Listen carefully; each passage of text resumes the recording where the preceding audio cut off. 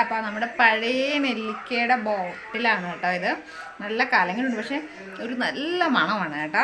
ഇതിൻ്റെ വെള്ളം നമുക്ക് ചോറിൽ മുമ്പ് സ്കൂളിൽ അല്ലെങ്കിൽ കോളേജിലൊക്കെ പോകുന്ന സമയത്ത് ചോറിൽ ഞാൻ ഒഴിച്ചുകൊണ്ട് പോയിരുന്നു കേട്ടോ. ഇത് മാത്രം മതി, പ്രത്യേകിച്ച് നമുക്ക് കറി അധികമൊന്നും ഇല്ലെങ്കിൽ ഒരു ചമ്മന്തി ഇതും കൂടെ ഒക്കെ ഉണ്ടെങ്കിൽ തന്നെ കഴിക്കാം.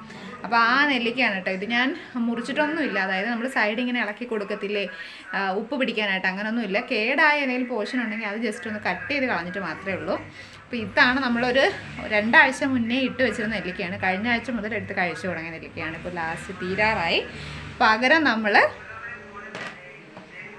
പുതിയൊരു ബോട്ടിൽ ഇട്ട് വെക്കുകയും ചെയ്തു. ഇതിന് എന്തായാലും നെക്സ്റ്റ് വീക്കേ കഴിക്കാൻ പാടുള്ളൂ എന്നല്ല, അങ്ങനെ കഴിച്ചെങ്കിൽ അതിൻ്റെ ടേസ്റ്റ് കിട്ടത്തുള്ളൂ കേട്ടോ. അപ്പോൾ ഇത് നമ്മുടെ പഴയ നെല്ലിക്ക.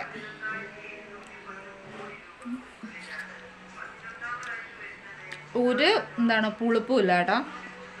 നമ്മളീ പറയത്തില്ലേ, ഇപ്പോൾ നമ്മൾ പറയുകയാണെങ്കിൽ അൽഫാം അത് ഇതൊക്കെ മേടിക്കുമ്പോൾ നമുക്ക് അതിൻ്റെ കൂടെ സാലഡായിട്ട് സൈഡ് കിട്ടത്തില്ലേ, സൈഡ് ഡിഷായിട്ട് കിട്ടത്തില്ലേ, ആ സാലഡിൻ്റെ അകത്തൊക്കെ ഉള്ള ക്യാരറ്റും ബീട്രൂട്ടും ഒക്കെ ഉള്ള ടേസ്റ്റ് അതേ ഒരു ടേസ്റ്റാണ് കേട്ടോ. ഒട്ടും പുളിയില്ല. എനിക്കാണെങ്കിൽ നെല്ലിക്ക കഴിച്ചാൽ ഇപ്പോൾ തന്നെ ഇവിടെ കൊണ്ടോ ചുണ്ടിനൊരു വീക്കം, ഈ അകത്ത് ഈ മൗത്ത് അൾസർ പോലുണ്ടല്ലോ, അതിടയ്ക്ക് എനിക്ക് വരാറുണ്ട്.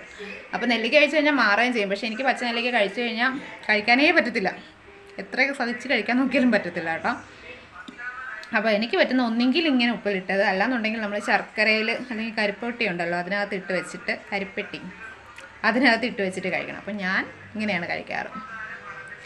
പച്ചക്ക് കഴിക്കാൻ പറ്റുന്നെങ്കിൽ അത്രയും നല്ലത്, അല്ലാത്തവർക്ക് ഇതൊരു നല്ല മാർഗ്ഗമാണ് കേട്ടോ.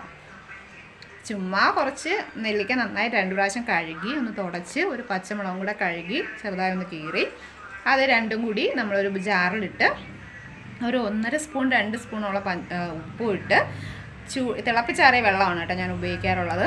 അതും ഒഴിച്ച് നന്നായി എയർ ടൈറ്റായിട്ട് അടച്ചു വെച്ച് ഒരാഴ്ച കഴിയുമ്പോൾ എടുത്തു കഴിഞ്ഞാൽ നമുക്ക് നല്ല ടേസ്റ്റി കയ്പില്ലാത്ത നെല്ലിക്ക കഴിക്കാം.